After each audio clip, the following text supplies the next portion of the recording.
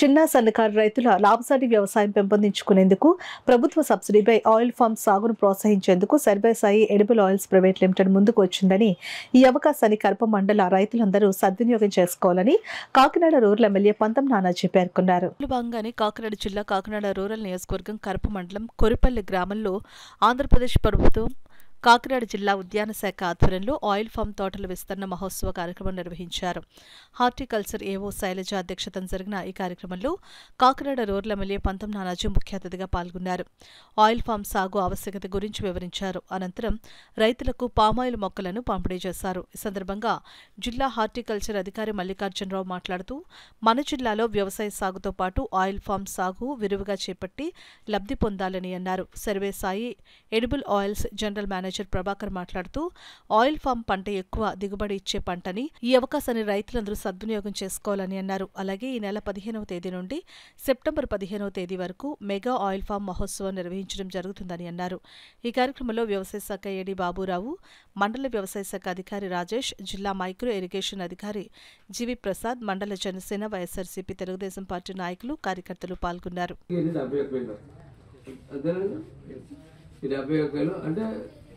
Almost మీ పెట్టుబడి నీళ్ళు చాలా వరకు.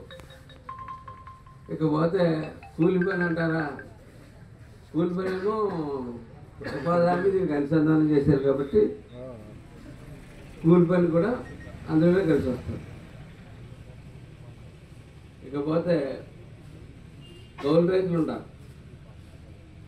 మా పరిస్థితి ఏంటంటారంటే కొత్తగా విధానం కొంచెం వరితో పాటు కలిపి ఈ మొక్క వేయడానికి ఒక విధానం పెట్టారు. ఆ చెట్టు ఒక పక్కన వరి సాగు చేసుకోవచ్చు, లేదు మళ్ళీ నీరు పెట్టకుండా మామూలుగా చేసుకోవాలంటే అపరాలు చేసుకోవచ్చు,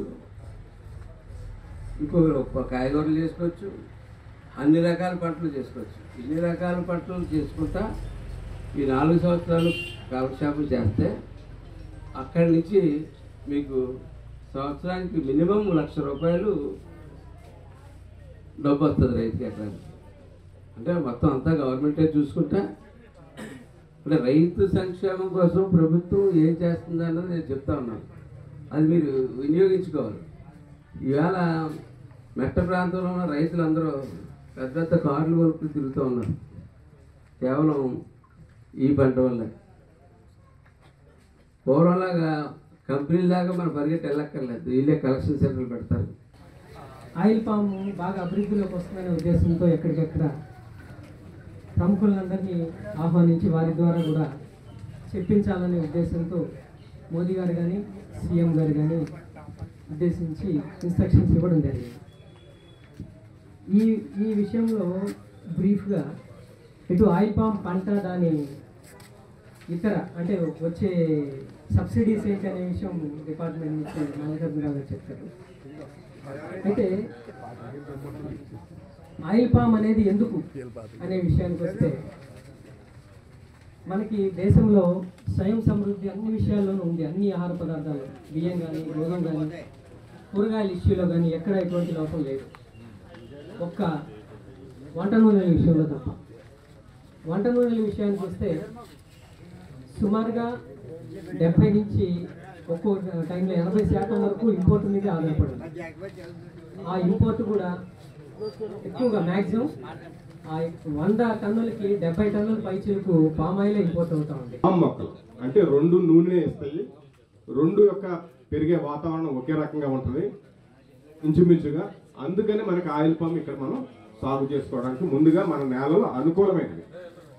అయితే గతంలో ఆయిల్ పామ్ వచ్చినప్పుడు ఏమైందంటే బీడు భూములు, పనికిరాని భూములు, చెలకలు, బోర్లు పడే దగ్గర ఈ ఆయిల్ పామ్ సాగు చేయడం జరిగింది.